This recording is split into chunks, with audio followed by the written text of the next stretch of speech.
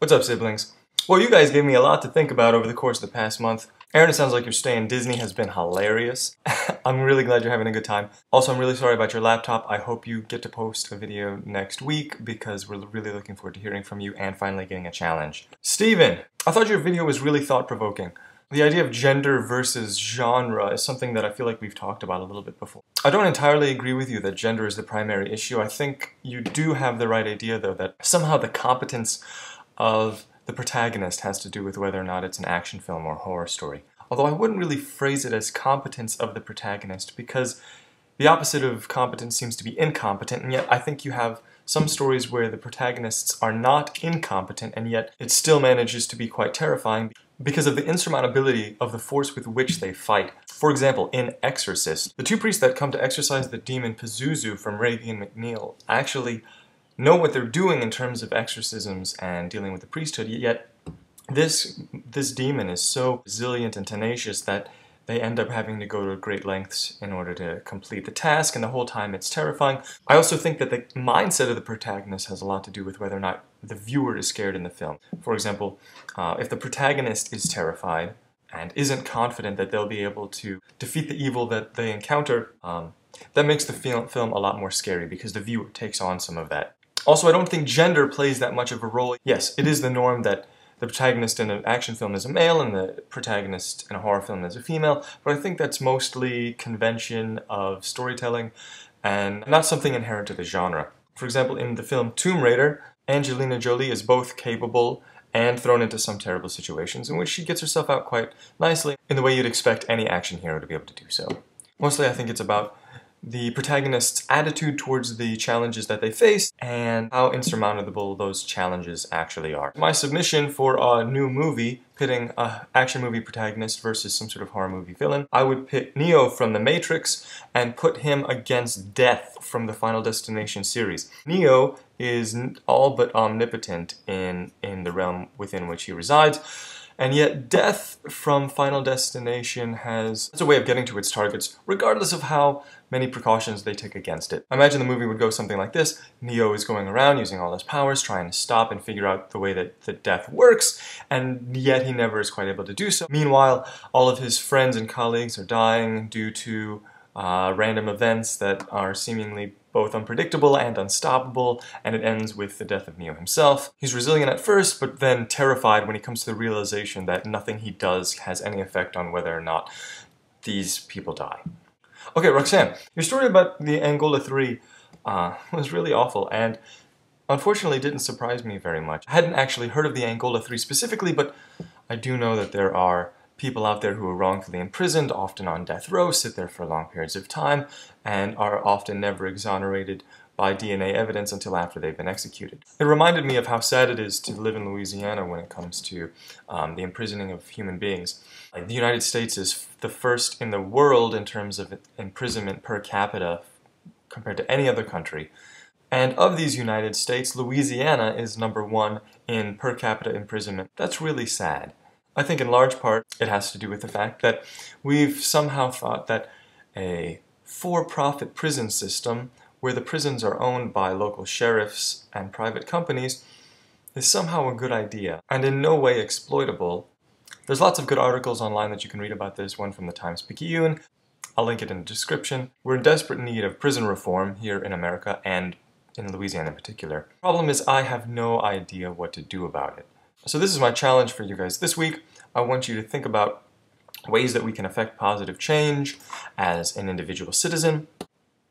Think of something tangible, concrete that you can do that would make something better, or at least contribute to a solution to one of these large societal problems that we struggle with. Have fun with that. I read an article recently that was sent to me by Michelle Neuerberg that was discussing why the poor in the United States don't rise up. Most sociologists and economists are stunned by this because there's so many of them. It seems like rioting in the streets or some sort of grand-scale protest be so crippling to the rest of the country that we would get some sort of positive change.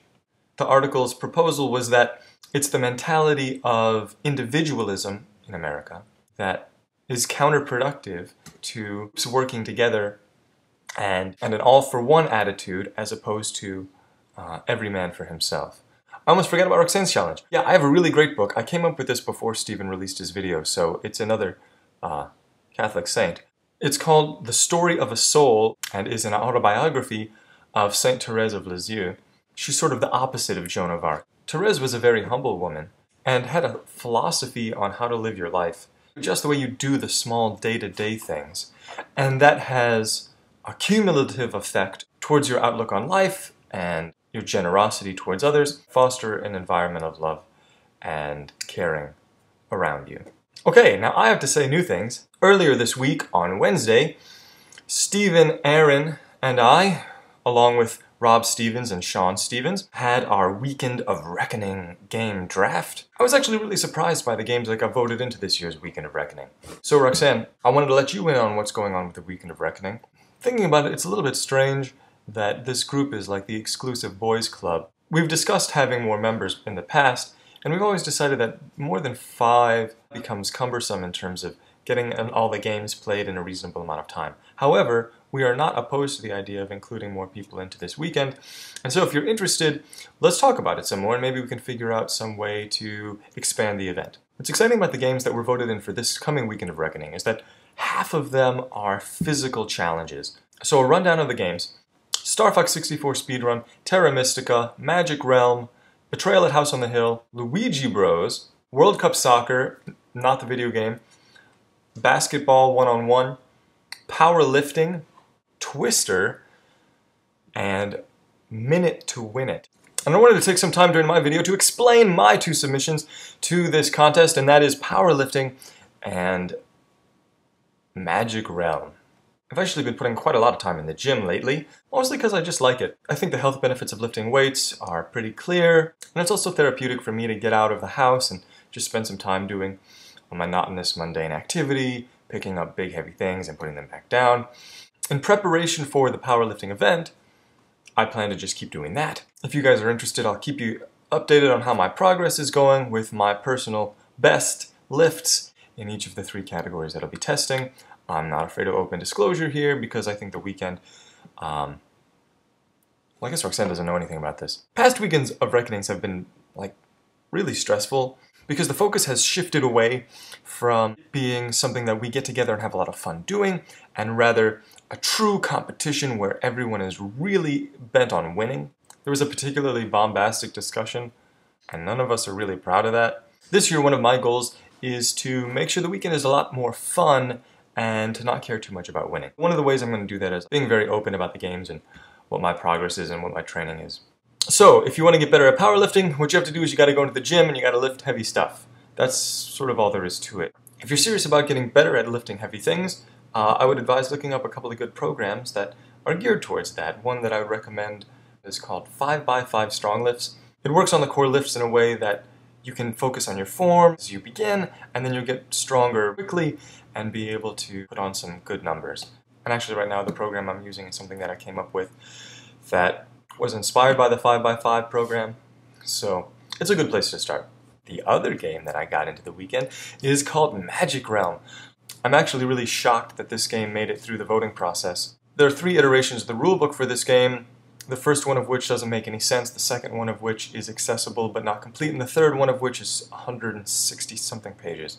To facilitate that, there's also a 200-plus page tutorial book that you could go ahead and read.